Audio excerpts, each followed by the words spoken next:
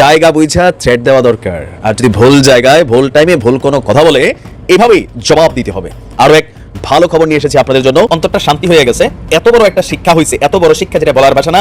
নাম শুনছি মাফিয়াগিরি, কাকুর মাফিয়াগিরি, এতদিন না দেখলেও আজকে আমরা পশ্চিমা গণমাধ্যমে দেখেছি আরো কিছু জিনিস করছেন। আজকে আমি আপনাদের নতুন কিছু তথ্য দিব এবং এই তথ্য আপনারা এর আগে কোথাও শোনেন নাই। কার কাছ থেকে জানলাম? এমন এক ব্যক্তির কাছ থেকে যিনি কখনোই মিথ্যা বলতে পারেন না, অন্তত আমি বিশ্বাস করি না। তো আজকে জানতে পারলাম তিনি একটা গোপন তথ্য সম্প্রতি ফাঁস করেছেন। আপনারা আমার সবার পরিচিত। মাশাআল্লাহ মাশাআল্লাহ, আরেকটা গুড নিউজ দিয়া ফেলি আপনাদেরকে। আরেকটা বিজয়ের সংবাদ, হাততালি এবার আরেকটা দেওয়ার জন্য প্রস্তুতি নিতে পারেন। আপনি আগামী 50-100 বছরে ওনাকে নিয়ে কেউ আঙ্গুল তুলতে পারবে না। আলহামদুলিল্লাহ আলহামদুলিল্লাহ 100% সাকসেসফুল। তাদের গালে একটা চরম আছে ভাই। হ্যাঁ, এটা রাজনৈতিক চর। দেখেন সত্যিকারের দেশপ্রেমী, কিন্তু উপরওয়ালা দেখেন বড় পরিকল্পনাকারী। উপরওয়ালাই একমাত্র পরিকল্পনাকারী। সাংবাদিক ইলিয়াস, তিনি কি ভট্টাচার্য, কনক সরোয়ার, সাইফুল সাগর ভাই এবং মাসুম মাহবুব ভাই, এই পাঁচজন ব্যক্তি বিশ্বাস করেন এই লোকগুলো সবগুলো জামাতকে ভোট দেবে, যেমন আমিও জামাতকে ভোট দেবো। সত্যিকার অর্থেই রাজনীতিতে নীরবে নিবৃত্তে দুটি অপ্রত্যাশিত ঘটনা ঘটে গেছে, যেটা স্বাভাবিক জনগণের পারসেপশনে আসে না, কিন্তু অবাক লাগলো ঘটনা ঘটেছে, ঘটনা সত্য। তার মধ্যে একটি হচ্ছে, এবার জাতীয় পার্টিকে জুতা পিটা করার জন্য সিরা জুতা রেডি করুন। তাই আজকে বাংলাদেশের মানুষ শপথ নিতে হবে স্বৈরাচারের কোনো দোষর যেন বাংলাদেশে আগামী নির্বাচনে অংশগ্রহণ করতে না পারে। আসসালামু আলাইকুম প্রিয় দর্শক, বর্তমান সময়ের রাজনৈতিক প্রেক্ষাপট বা পরিস্থিতির উপর বিশ্লেষণ করে আপনাদের সামনে কিছু গুরুত্বপূর্ণ ভিডিও ফুটেজ নিয়ে হাজির হয়েছি। এমনকি দর্শক, আমি আশা করছি যারা ভিডিওটি অন করেছেন তারা সম্পূর্ণ ভিডিওটি মনোযোগ সহকারে দেখবেন, তাহলেই বুঝতে পারবেন ভিডিওর মূল রহস্য বা আসল ঘটনাগুলো। তো প্রিয় দর্শক, আমি আর বেশি কথা বাড়াতে চাই না, চলুন দেখে আসি আজকের সেই কাঙ্ক্ষিত ভিডিওগুলো। তবে তার আগে বলি, যারা এখনও চ্যানেলটি সাবস্ক্রাইব করেননি তারা চ্যানেলটি সাবস্ক্রাইব করে পাশে থাকা বেল আইকনটি বাজিয়ে দেবেন।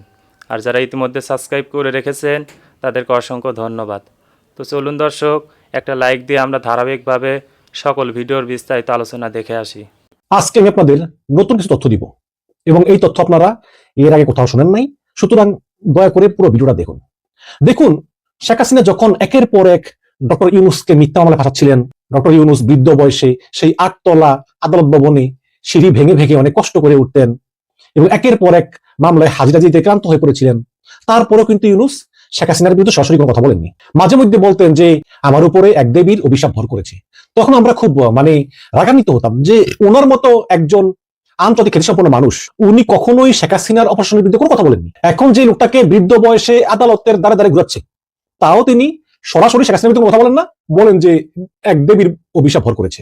তো এগুলো শুনে খারাপ লাগতো যে এত বড় একটা খ্যাতিসম্পন্ন মানুষ, তিনি যদি তার ইন্টারন্যাশনাল গ্রহণযোগ্যতা কাজে লাগিয়ে শেখ হাসিনার বিরুদ্ধে কথা বলতেন, তাহলে আমাদের বিজয়ের পথ অনেক সুগম হতো বা এই শেখ হাসিনা এতদিন টিকে থাকতে পারতো না। কিন্তু উনি কখনোই কিছু বলতেন না, ইনিয়ে বিনিয়ে উনি ঘুরিয়ে পেঁচিয়ে কথা বলতেন। এই জন্য আমরা ডক্টর ইউনূসের উপর বিরক্ত ছিলাম। কিন্তু তখনও জানতাম না যে হাসিনার পতন হবে কিছুদিনের ভিতরেই এবং ডক্টর ইউনূস প্রধান উপদেষ্টা হবেন। কিন্তু হাসিনা পালিয়ে যাওয়ার আগেই যে ডক্টর ইউনূস লবিস্ট ফার্ম নিয়োগ করেছিলেন হাসিনার পতনের জন্য, এটা আমরা জানলাম। কার কাছ থেকে জানলাম? এমন এক ব্যক্তির কাছ থেকে যিনি কখনোই মিথ্যা বলতে পারেন না, অন্তত আমি বিশ্বাস করি না। আমি তাকে খুব শ্রদ্ধা করি এবং সম্মান করি এবং একজন সৎ মানুষ বলে আমরা জানি। তার আগে একটু বলি যে এই লবিস্ট ফার্মটা কিন্তু প্রথম নিয়োগ করে আওয়ামী লীগ। বেসিক্যালি 2014 সাল থেকেই আওয়ামী লীগ পশ্চিমে লবিস্ট ফার্ম নিয়োগ করে, যাতে আওয়ামী লীগের যে গুম খুন এগুলো ধামাচাপা দেওয়া যায় এবং পশ্চিমা যাতে আওয়ামী লীগের গুম খুন এবং মানবাধিকার লঙ্ঘন নিয়ে কোনো কথা না বলে। যে এই লবিস্ট ফার্ম আসলে শুধু আওয়ামী লীগে নিয়োগ দেয়নি, বিএনপিও নিয়োগ দিয়েছে, জামাত ইসলামও নিয়োগ দিয়েছে। কোটি কোটি কোটি কোটি টাকা এই আওয়ামী লীগ, বিএনপি, জামাত তারা এই মার্কিন লবিস্ট ফার্মের পিছনে ব্যয় করেছে, যেটা বাস্তবতা। তো আসলে জানতে পারলাম যে শুধু আওয়ামী লীগ, বিএনপি, জামাতই না, লবিস্ট ফার্ম ডক্টর ইউনূসও নিয়োগ করেছিল হাসিনাকে উৎখাত করার জন্য বা হাসিনার পতনের জন্য। এবং এটা আর কেউ বলেন নাই, এটা বলেছে অত্যন্ত সৎ এবং বিশ্বাসযোগ্য লোক। তিনি হচ্ছেন ব্যারিস্টার আবু বকর মোল্লা। প্রশ্ন হচ্ছে যে কে এই ব্যারিস্টার আবু বকর মোল্লা? দেখুন, তিনি হচ্ছেন জামাত ইসলামের ইউরোপের মুখপাত্র। আমি তাকে ব্যক্তিগতভাবে চিনি, অনেকবার কথা হয়েছে। ব্যারিস্টার আবু বকর মোল্লার মতো শক্ত লবি, ইন্টারন্যাশনালি তার যে স্ট্রং লবি, এটা আমি কোনো বিএনপি, আওয়ামী লীগ এইসব দলগুলোর আন্তর্জাতিক সম্পাদক আছে না বা মুখপাত্র আছে না, আমি কারোর মধ্যে দেখিনি। ব্যারিস্টার আবু বকর মোল্লার যে সমস্ত লবি আছে মার্কিন স্টেট ডিপার্টমেন্টে, ইউরোপিয়ান ইউনিয়নে, তারপরে যুক্তরাজ্যের সরকারের ভিতরে, এরকম আমি বিএনপি বা আওয়ামী লীগের কারোর মধ্যে দেখিনি, যেটা আমি ব্যারিস্টার আবু বকর মোল্লার মধ্যে দেখেছি। তিনি একটা গোপন তথ্য সম্প্রতি ফাঁস করেছেন। আপনারা আমার সবার পরিচিত ফেস দ্য পিপল টক শোতে তিনি বলেছেন ডক্টর ইউনূস লবিস্ট ফার্ম নিয়োগ করেছিলেন শেখ হাসিনাকে হটানোর জন্য, এবং সেই একই লবিস্ট ফার্ম কিন্তু ব্যারিস্টার আবু বকর মোল্লাও নিয়োগ করেছিলেন জামাত ইসলামের পক্ষ থেকে। ডক্টর ইউনূস যে হাসিনার বিরুদ্ধে কাজ করতেছিলেন সেটা কিন্তু আমরা এখন জানতে পারলাম। এই কথাগুলো ব্যারিস্টার আবু বকর মোল্লা কোথাও এর আগে বলেননি। এই প্রথম তিনি এগুলো ফাঁস করলেন যে ডক্টর ইউনূস গোপনে গোপনে হাসিনার পতনের জন্য কাজ করতেছিল। ডক্টর ইউনূস যাই করেন না কেন, কম করেছেন বেশি করেছেন, তিনি কিন্তু এগুলো দেশের স্বার্থে করেছেন, তিনি কিন্তু উপদেষ্টা হওয়ার জন্য করেননি। ডক্টর ইউনূস যখন লবিং ফার্ম নিয়োগ করেন, আপনারা জানেন যে লবিং ফার্ম খুবই ব্যয়বহুল, অনেক কস্টলি। কেউ যখন লবিং ফার্ম নিয়োগ করে তখন তার সঙ্গে সেই লবিং ফার্মের লিখিত চুক্তি হয়। সেই চুক্তির কোথাও লেখা ছিল না যে হাসিনার পতন ঘটলে ডক্টর ইউনূস প্রধান উপদেষ্টা হবেন, ছিল না। কিন্তু লবিং ফার্মের সঙ্গে যে এগ্রিমেন্ট ছিল ইউনূসের, সেটা ব্যারিস্টার আবু বকর মোল্লা নিজে পড়েছেন, কিন্তু তিনি কোথাও দেখেননি যে লেখা হাসিনার পতনের পরে ইউনূস প্রধান উপদেষ্টা হবেন। এমনকি ইউনূসের সেই প্ল্যানও ছিল না, একমাত্র ছাত্রদের অনুরোধে তিনি রাজি হয়েছেন। তিনি জাতীয় পার্টির কো চেয়ারম্যান, ওই যে জিএম কাদের গ্রুপের, এবং রংপুর সিটি কর্পোরেশনের সাবেক মেয়র। তিনি বলছেন যে আওয়ামী লীগের সমর্থক হলেও যারা ক্লিন ইমেজের এবং যাদের বিরুদ্ধে কোনো মামলা বা সহিংসতার অভিযোগ নেই, তারা জাতীয় পার্টিতে যোগ দিলে দলীয় মনোনয়ন পাবেন। এই কথা বলার মধ্য দিয়ে তাহলে তো ওটাই প্রমাণ হয় যে আওয়ামী লীগ পুনর্বাসিত হচ্ছে জাতীয় পার্টির মাধ্যমে। সেটা হয়ে যাচ্ছে না। জাতীয় পার্টির তো আসলে ওই ইমেজ নাই। জাতীয় পার্টির আছে কি লাঙ্গল প্রতীক, এটা বেশ পরিচিত প্রতীক অবশ্য, বাট দল তো নেই। এখন সেই দলে কি দলে বলে ভিড়বে আওয়ামী লীগ? আওয়ামী লীগের ক্লিন ইমেজের লোক আছে, নেই তা তো না। মানে আওয়ামী লীগ তো বড় দল, কিন্তু মানে নৌকার বদলে লাঙ্গলে দিয়ে সেটা আওয়ামী লীগের অভাব পূরণ করবে, এটা খুব অভূতপূর্ব, মানে এটা মানায় না।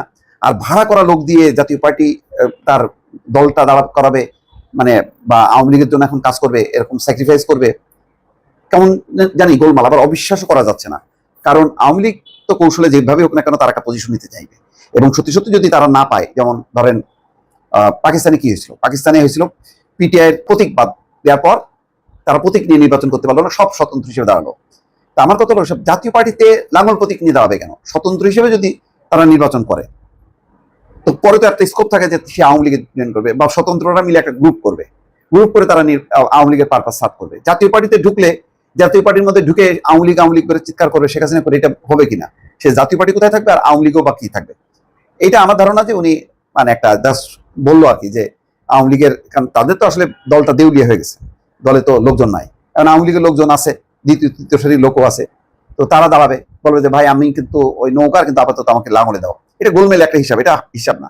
হিসাব বরং ওইটা ওই আমি ডামি মনে আছে যে কি জন্য ইগল আর ট্রাক প্রতীক হয়ে গেছিল আওয়ামী লীগের প্রতীক, ওইরকম তারা ইগলটা বা ট্রাক ওইরকম একটা প্রতীক নিয়ে যদি সারা দেশের স্বতন্ত্র হিসাবে দাঁড়ায় এবং আওয়াজ দেয় যে আমরা হচ্ছে আওয়ামী লীগ, ভাই এখন তো টেকনিক্যাল কারণে আমরা ইগল বা ট্রাক প্রতীক নিয়ে দাঁড়াইছি, তাহলে একটা হইতে পারে। কিন্তু এইটা আমার কাছে মুস্তাফিজুর রহমান মুস্তফা এই কথা বলে ওই ষড়যন্ত্র তত্ত্বকে যতই প্রতিষ্ঠা করার চেষ্টা করুক না কেন, এটা আসলে অবাস্তব, এটা সম্ভব না। এবং এটা আওয়ামী লীগ আমার মনে হয় না মানে এইরকম মানে ঘিলু নিয়ে তারা পলিটিক্স করে। তারা অনেক ধরেল টাইপের লোক, যথেষ্ট পরিমাণ বিচক্ষণ, এই ব্যাপারে ইয়ে নেই। যত রকম শয়তানি আছে, শয়তানিতে ওস্তাদ, এটা মনে রাখতে হবে।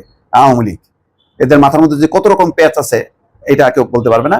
একটা তো প্যাচ করবেই, তো নির্বাচন ঘন্টন করার সক্ষমতা নেই, ফলে ওই স্বতন্ত্র হিসেবে দাঁড় করা, যেহেতু তাদের নিবন্ধনটা স্থগিত আছে, সুতরাং আমার ধারণা ওই পিটিআই, পাকিস্তানের পিটিআই পদ্ধতিতেই তারা নির্বাচন করবে।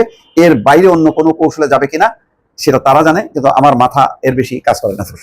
সত্যিকার অর্থেই রাজনীতিতে নীরবে নিবৃত্তে দুটি অপ্রত্যাশিত ঘটনা ঘটে গেছে, যেটা স্বাভাবিক জনগণের পারসেপশনে আসে না, কিন্তু অবাক লাগলো ঘটনা ঘটেছে, ঘটনা সত্য। তার মধ্যে একটি হচ্ছে, দেখেন বাংলাদেশের জেনারেল পারসেপশন কি, যেমন মাজারে হামলা, মাজার বিরোধিতা, মিলাদ কিয়াম নিয়ে ঝামেলা করা, অথবা মুসলমানদের নানান বক্তব্য যেগুলো ইসলামের শিরক, সেগুলো নিয়ে বাড়াবাড়ি করা, বা এগুলো নিয়ে যদি কোনো সমস্যা দেখা যায়, এগুলোর সাথে কারা জড়িত হয়?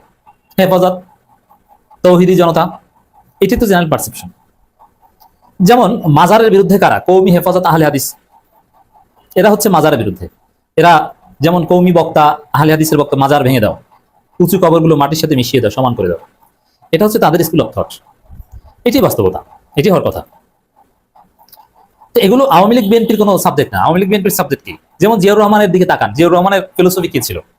জিয়াউর রহমান ইন প্র্যাকটিস অনেকাংশে আহলে হাদিস ছিলেন, কিন্তু তাকে ঘিরে পরবর্তী রাজনীতি সব সুন্নি বেরলভী স্টাইলের। যেমন জিয়াউর রহমানের যে মাজার, আহলে হাদিসের দৃষ্টিতে এটা শিরক, কিন্তু জিয়াউর রহমান নিজে কিন্তু অনেকাংশে আহলে হাদিস ছিলেন। কিন্তু তাকে ঘিরে বিএনপির রাজনীতি বেরলবি সুন্নি। আবার বিএনপিতে কাদিয়ানি আছে, আইবুন নবী খান সোহেল কাদিয়ানি। এবং বিএনপির রাজনীতি হচ্ছে যে সরসিনা দরবারও যাবে, চরমনাই যাবে না, এখন হেফাজতের কাছেও যাবে, আর রশিও যাবে, সবার ভোট দরকার, যে টুপি মাথায় দেওয়া দরকার ওইটা দিবে, যে নৌকে ওঠা দরকার ওইটা করবে। আওয়ামী লীগও সেম, কৌমিদের কাছ থেকে কৌমি জননী উপাধি গ্রহণ করবে, আবার সেই সুন্নি বেরলবি ঘরানার মাইজভান্ডারীদের নমিনেশন দিয়ে এমপিও বানাবে তরিকাত ফেডারেশনকে, পুরো সুন্নি ঘরানার অভিভাবক হয়ে থাকবে। আবার আহলে হাদিসকেও পকেটে রাখবে, যেমন আহলে হাদিসের বড় বড় গ্রুপগুলো হাসিনার পকেটে ছিল। যেমন আওয়ামী লীগের এমপি মন্ত্রী আহলে হাদিসের উপদেষ্টা ছিল, একেএম রহমতুল্লাহ, সাইদ খোকন, এমনকি আহলে হাদিসের প্রমিনেন্ট গ্রুপগুলো সবাই আওয়ামী লীগ করতে। এখন অবশ্য অনেকে জামাতের দিকে ঝুঁকছে, আহলে হাদিসের লোকজন জামাত করবে, এটা তাদের পুরনো রুট, সেদিকে যাচ্ছে অনেকে। তো এই জায়গায় আওয়ামী লীগ বিএনপি এই ধর্মীয় এই বিষয়গুলো নিয়ে মারামারি করবে, এটা হিসাবের বাইরে। জামাতও যথেষ্ট উদার, জামাত ইসলামীর লোক এগুলোর মধ্যে যাওয়ার কথা না।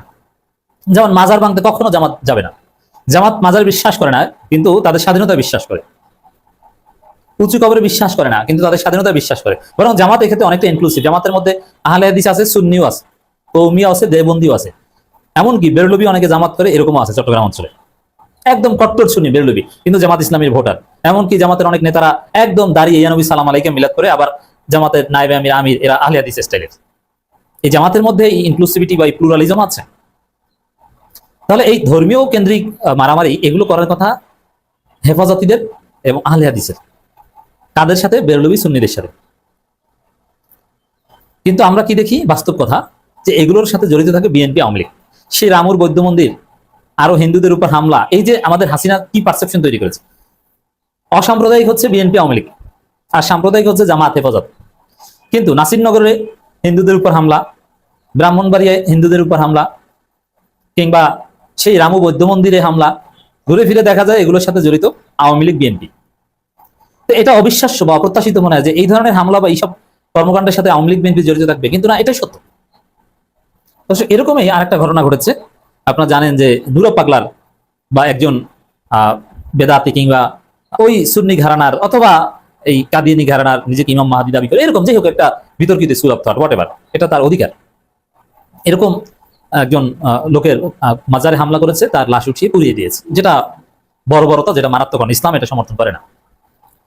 কারণ এই যে আকাম, যেটা অন্তর্বর্তী সরকারও বিবৃতি দিয়ে প্রতিবাদ জানিয়েছে, জামাত ইসলামীও নিন্দা জানিয়েছে, এটার সাথে জড়িত বিএনপি। অপ্রত্যাশিত ঘটনা। কারণ এগুলো হওয়ার কথা কি, এটা হেফাজতিরা কেউ করবে, মামুনুল হকের অনুসারীরা করবে, অথবা আহলে হাদিসের যে গ্রুপটা মারামারিতে বিশ্বাস করে জঙ্গি উগ্রবাদী তারা করবে, জসিমউদ্দিন রহমানের অনুসারীরা করবে। যদি জসিমউদ্দিন, আমি আশা করছি সম্পূর্ণ ভিডিওগুলো মনোযোগ সহকারে দেখেছেন। সেই সাথে ভিডিওর কোনো তথ্য বা মতামত থাকলে কমেন্ট বক্সে জানিয়ে যাবেন। আজকের মতন এখানে শেষ করছি, ফিরে আসছি আগামী দিনে অন্য কোনো টপিকস নিয়ে। সে পর্যন্ত ভালো থাকবেন, আল্লাহ হাফেজ।